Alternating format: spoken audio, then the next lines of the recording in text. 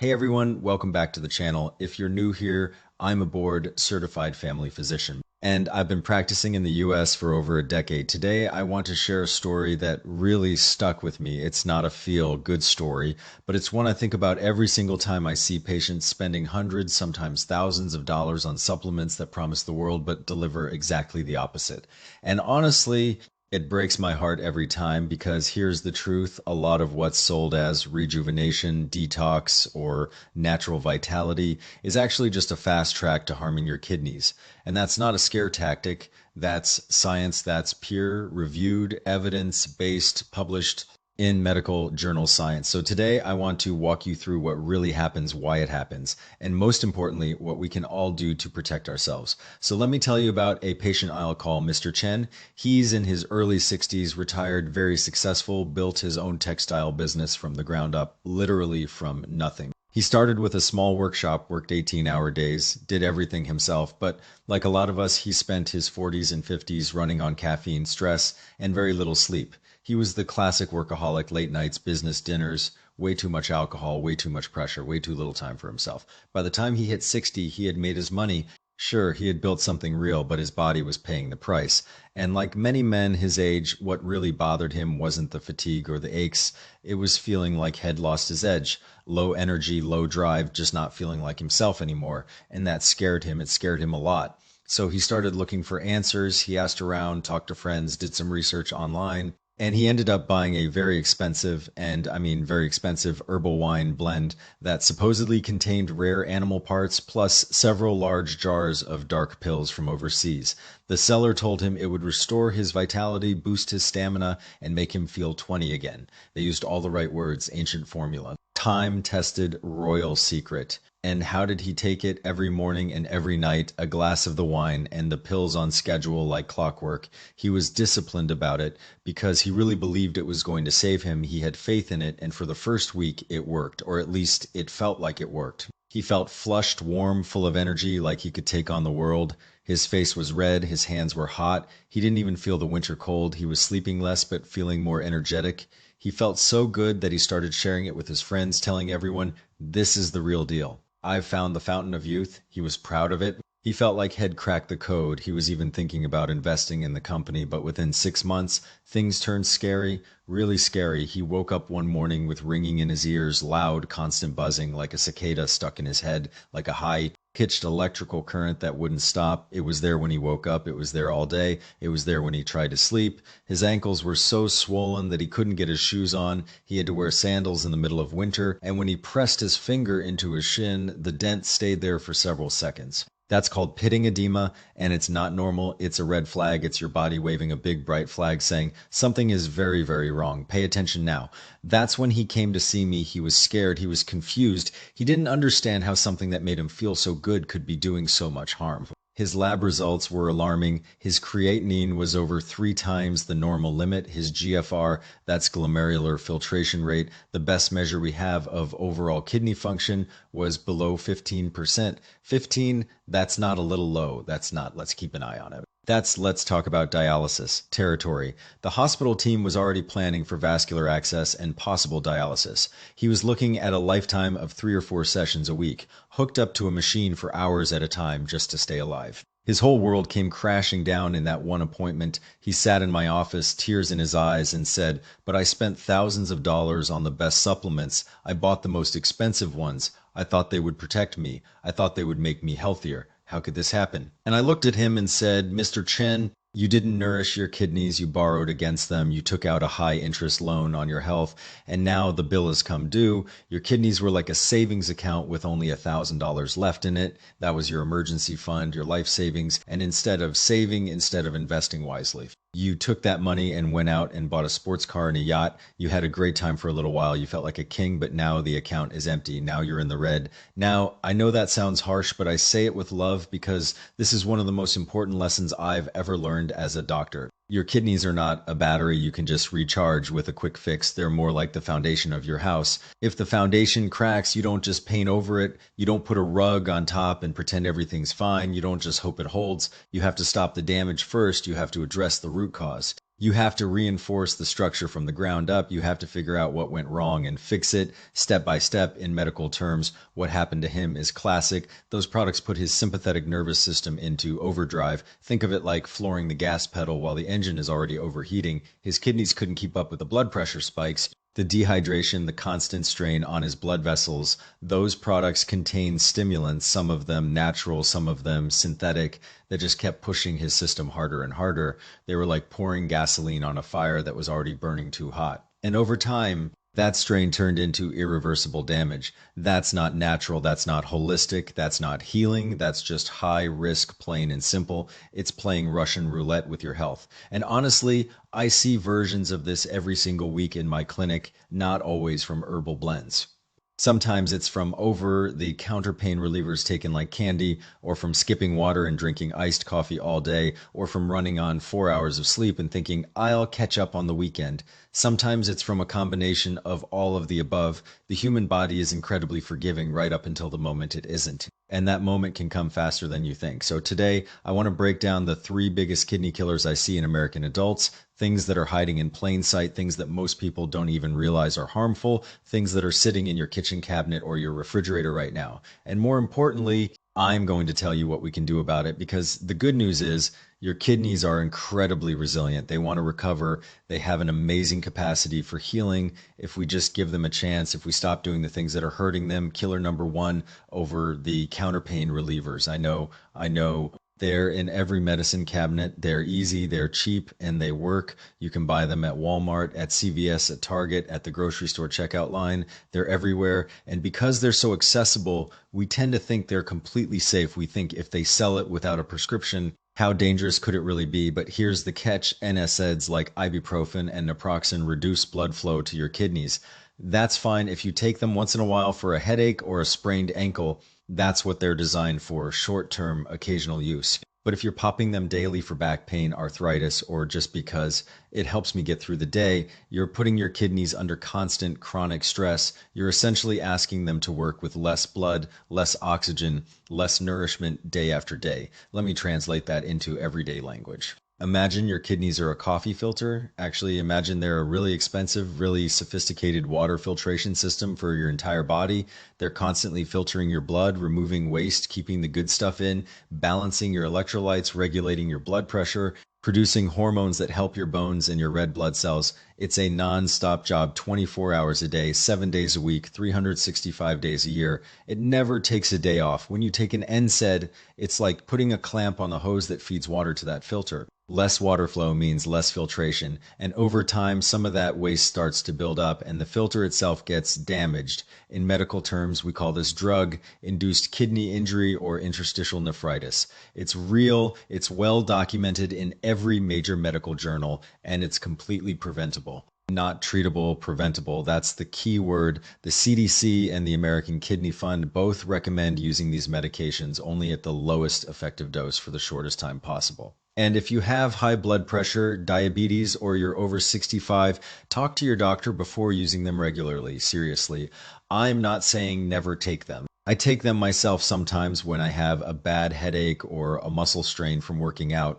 but I'm saying treat them with respect. They're tools, not candy. They're not vitamins. They're not supplements. They're medications with real side effects that deserve your attention.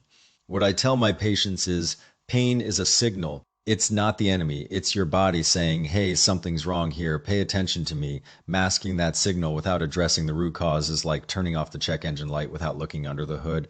You might feel better for a few hours, but the problem is still there, and it's often getting worse. That knee pain, maybe it's from being overweight, maybe it's from weak muscles, maybe it's from bad shoes, maybe it's from arthritis that could be managed with physical therapy.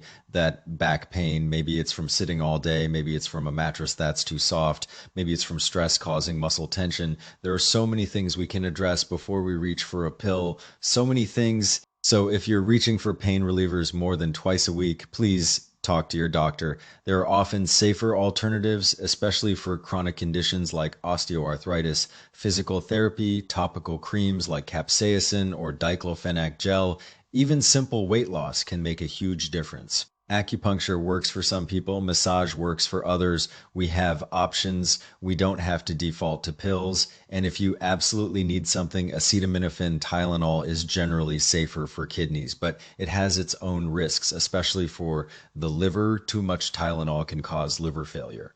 So again, talk to your doctor. Don't self diagnose, don't self prescribe. That's what we're here for. That's our job. Killer number two, chronic dehydration. And I'm going to say something that might surprise you. Now, I'm not saying you can't enjoy an iced latte or a cold soda on a hot day. Of course you can. I do too. I'm not the hydration police. I'm not going to show up at your door and take away your Starbucks. But a lot of us walk around mildly dehydrated all the time, and we don't even realize it. We drink coffee in the morning, soda at lunch, maybe a glass of water if we remember, and then we wonder why we feel tired, why our skin looks dull, why we have brain fog, why our kidneys are working overtime, why we get headaches in the afternoon. Here's the science. Your kidneys need water, not just any liquid, but water to flush out waste products. When you're dehydrated, that waste becomes more concentrated like syrup instead of water over time. That concentration can lead to kidney stones, urinary tract infections, and even chronic kidney disease. It's that simple. It's not complicated. It's just basic physiology. But there's another piece to this that a lot of people don't think about, and I want to address it because it's something I see every day in my practice. When you drink something that's ice cold, I'm talking about iced water, iced coffee, smoothies packed with frozen fruit, slushies, frozen margaritas, iced tea with ice cubes, your body has to work hard to warm it up to body temperature. That takes energy. That energy has to come from somewhere. And more importantly, it causes your blood vessels to constrict temporarily. That's a normal physiological response. It's called vasoconstriction. It's the same thing that happens when you step outside in the cold and your fingers go numb. But if you're doing it all day long, sipping on iced beverages constantly, especially with meals, you're putting your digestive and circulatory systems under repeated unnecessary stress. You're making your body work extra hard just to process something that should be simple. Now, is that going to ruin your kidneys overnight? Absolutely not. But over years, over decades, yes, I've seen it. I've seen patients in their 50s and 60s with kidney issues who have been drinking iced beverages all day, every day for most of their adult lives. It's not the only factor, but it's a contributing factor. Many of my patients find that switching to room temperature or warm water makes a noticeable difference in how they feel, less bloating, better digestion, more stable energy throughout the day, fewer headaches. And no, a sports drink with sugar and food coloring isn't the answer either. Plain water or water with a squeeze of lemon is still the gold standard. Your body doesn't need fancy alkaline water with a pH of 9.5. It doesn't need electrolyte. Enhanced everything. It just needs clean, plain, simple water. That's it. Here's a simple habit I recommend. Keep a reusable water bottle on your desk or kitchen counter. Set a goal to refill it at least twice a day. If plain water bores you, try sparkling water. Or add a slice of cucumber, lemon, lime, or even a few berries. Small changes, big impact. And for my patients who love iced coffee, I don't tell them to quit cold turkey. That would be unrealistic and unfair. I say try having your second cup at room temperature, or switch to iced tea without sugar, or just alternate one glass of iced, one glass of room temperature. Every little bit helps. Your kidneys don't care about trends. They care about consistency. They care about getting enough fluid to do their job properly. They care about not being put under unnecessary stress. Killer number three, chronic sleep deprivation and mental exhaustion. This one's personal for a lot of us, right? We're busy. We have jobs, kids, aging parents, side hustles, social obligations, volunteer work, community commitments. Sleep feels like the one thing we can sacrifice. We tell ourselves, I'll sleep when I'm dead, or I can function on 5 hours, or I'm just not a morning person. I get it. I really do. I've been there myself. There have been times in my own life when I was running on 5 hours of sleep and thinking I was fine. I wasn't fine. I was just running on adrenaline and caffeine. I was just surviving. But here's what the research shows, and this is really important, so listen closely. During deep sleep, your body clears out metabolic waste that includes waste from your brain. That's the glymphatic system, which was only discovered in the last decade or so, and waste from your kidneys. Your blood pressure drops, your stress hormones go down, your heart rate slows. Your kidneys get that nightly reset. They need to function well the next day. It's like rebooting your computer. Without that reset, things start to slow down, glitch out, and eventually crash. When you consistently sleep less than 6 hours, your blood pressure tends to stay elevated, your cortisol levels remain high, and your kidneys don't get that rest period over time. That chronic stress takes a toll, not just on your kidneys, but on your heart, your immune system, your mood, your memory, your weight, your skin, everything. It's not just about feeling tired, it's about cellular damage that accumulates over time. It's about inflammation that never fully resolves. It's about wear and tear that doesn't get repaired. I tell my patients, think of your kidneys like a dishwasher. You run it during the day, it gets dirty, and at night it needs to go through a cleaning cycle. If you never run that cleaning cycle, the gunk builds up and eventually it stops working properly. Same thing with your brain. Same thing with your blood vessels, same thing with your immune system. Sleep is when your body repairs itself. It's not optional, it's not a luxury, it's a biological necessity. It's as essential as food and water. Now, I'm not saying you need to be in bed by 9 p.m. every night. That's not realistic for most people. But if you're running on fumes, your kidneys are running on fumes too. Let's try shifting bedtime by 15 minutes earlier this week and see how you feel. If you normally scroll on your phone for an hour before bed, try putting it down 30 minutes earlier, read a book, listen to some calming music, do some gentle stretching, take a warm bath. Create a wind down routine that tells your nervous system it's time to rest now, it's time to heal, it's time to repair. Your body listens to those signals. And here's something a lot of people don't realize: mental exhaustion counts too. It's not just about physical tiredness. If you're constantly worrying, constantly planning, constantly thinking about work, finances, family drama, politics, whatever it is, that's exhausting your nervous system. Your body doesn't distinguish between physical stress and mental stress. It all raises cortisol. It all raises blood pressure. It all affects your kidneys over time. Stress is stress, whether it comes from a physical injury,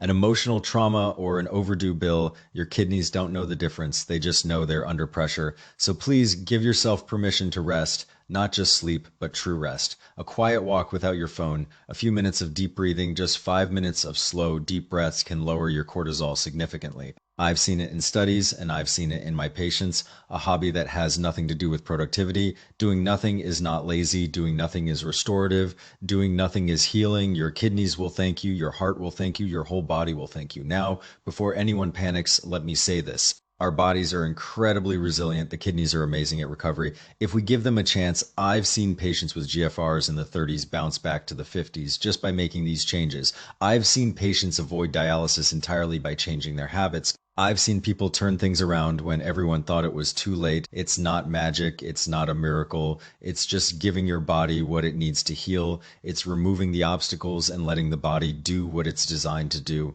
So here's my 3-step kidney-friendly plan, and I promise it's simpler than you think. Step 1. Hydrate wisely, drink water, real water throughout the day, not soda, not sweet tea, not energy drinks, not sugary sports drinks, not fruit juice with added sugar. If you're not sure how much, a good rule of thumb is half your body weight in ounces. So if you weigh 160 pounds, aim for about 80 ounces of water a day. Spread it out, don't chug it all at once, and try to drink most of it at room temperature. Your stomach will thank you, your kidneys will thank you. Step 2, check your medicine cabinet. If you're taking any pain reliever more than twice a week, talk to your doctor. There are often safer alternatives, especially for chronic conditions like osteoarthritis. And if you're taking multiple medications, especially for blood pressure or diabetes, make sure your doctor knows about everything, including over-the-counter supplements. Drug interactions are a real thing, and they can be dangerous. Your pharmacist can also be a great resource. They're experts in this stuff. Step 3, prioritize sleep like it's part of your treatment plan.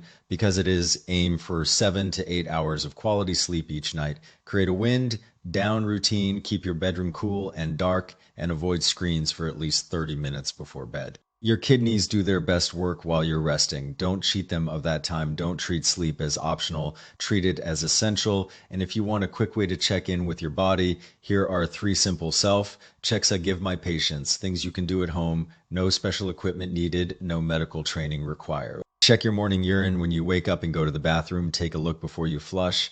If it's consistently dark or foamy like beer foam that doesn't disappear after a few seconds, that's worth mentioning to your doctor. It could be a sign of protein in your urine, which means your kidneys might be leaking. It could also just mean you're dehydrated. Either way, it's worth a conversation. A simple urine test at your doctor's office can check this in about 30 seconds. It's easy, it's cheap, and it gives us a lot of information. Press on your shin or ankle, use your thumb and press firmly into the skin over your shin bone or your ankle for about 5 seconds. Then let go. If the skin stays indented for more than a few seconds, if there's a visible dent that slowly fills back in, that could be fluid retention. That's called pitting edema. That doesn't always mean kidney trouble. It can also be related to heart or liver issues, or even just standing too long or too much salt in your diet. But it's a signal to get checked. It's your body saying, hey, something's not right with my fluid balance. Notice any new ringing in your ears. This doesn't always mean kidney issues. It can be related to hearing loss, noise exposure, certain medications, high blood pressure, or even stress,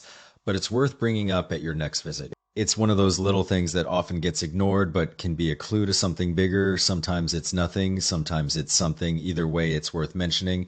These aren't diagnostic tools. They're just little reminders to pay attention to your body and be your own health advocate. You know your body better than anyone else. If something feels off, if something seems different, if something is new and persistent, don't ignore it. Don't brush it off. Don't assume it's just part of getting older. Bring it up, ask questions.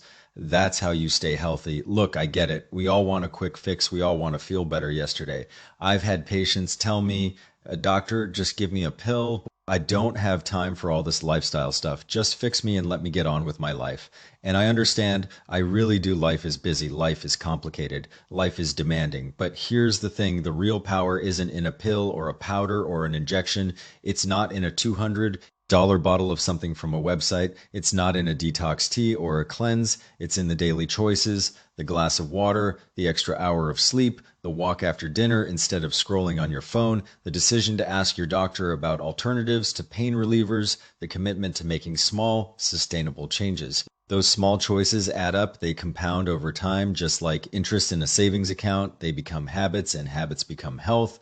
Good habits lead to good health. Bad habits lead to bad health. It's that simple. You don't need to be perfect. You don't need to overhaul your entire life overnight. That's not how sustainable change works. That's not how humans work. You just need to be consistent. You just need to keep showing up for yourself. If you slip up one day, that's okay. Just get back on track the next day. Your kidneys aren't keeping score. They're just responding to what you give them. And the good news is it's never too late to start. I've seen patients in their 70s and 80s make these changes and see real improvements. I've seen people completely turn their health around. It's not about being young. It's about being mindful. It's about being intentional. It's about caring enough about yourself to make the effort. Your kidneys don't ask for much. They really don't. They're actually quite humble organs. They don't need a fancy cleanse. In fact, cleanses are usually a waste of money and can actually be dangerous. They don't need a $200 supplement. Most of those are unregulated, unproven, and sometimes even harmful. They don't need exotic herbs or expensive detox teas. They just need you to treat them with a little respect. Adequate water, safe medications, and enough rest. That's it. That's the whole secret. There's no magic. There's no mystery. It's just good old-fashioned common sense. So let's make a small change this week. Pick one thing, just one. Swap your afternoon soda for water. Go to bed 30 minutes earlier. If you're taking a daily pain reliever, send a message to your doctor's office to ask if that's still the best option. Put on socks if your feet are cold, take a warm bath before bed, go for a short walk after dinner, drink a glass of water when you wake up. Just one thing, start there, see how it feels, then add another. Then another. Small steps lead to big changes. I want to leave you with one final thought. Your health is not a sprint, it's a marathon. And in a marathon, you don't sprint the first mile, you pace yourself. You hydrate, you rest, you listen to your body, you don't push through pain, you adjust, you don't ignore warning signs, you pay attention. You don't burn out in the first 5 miles. You save your energy for the long haul. You think about the finish line, but you focus on the step you're taking right now. The same goes for your kidneys. They're not designed for short-term bursts of intensity. They're not designed for constant stimulation, constant stress, constant demands. They're designed for steady, consistent care over decades. They're designed for the long haul. They're designed to last a lifetime if we let them. And the good news is it's never too late to start. It's never too late to make a change. It's never too late to turn things around. Every day is a new opportunity to do better for yourself. So from the bottom of my heart, please take care of your kidneys. They're taking care of you every single second of every single day. They filter about 200 quarts of blood every single day. That's enough to fill a bathtub. They balance your electrolytes. They regulate your blood pressure. They produce hormones that help your bones and your red blood cells. They do all of this without you ever thinking about it, without you ever thanking them. They just keep working quietly, faithfully, constantly. The least we can do is return the favor. The least we can do is give them what they need to keep doing their job. If you found this helpful, hit that like button. It really helps the channel. And if you've got a question about your own health, leave it in the comments. I read as many as I can, and I might answer it in a future video. I love hearing from you. And I learned so much from your stories too. This is a conversation, not a lecture. We're in this together. And as always, this video is for educational purposes only. It's not medical advice. It's information, not treatment. If you're dealing with any health concerns, please schedule a visit with your primary care doctor. I'm here to help you understand the science. Not replace professional medical advice. Your doctor knows you. Your doctor has your history. Your doctor can give you personalized advice that I can't. Thanks for hanging out with me today. Take care of yourselves. Take care of each other. Be kind to your kidneys, and I'll see you in the next one.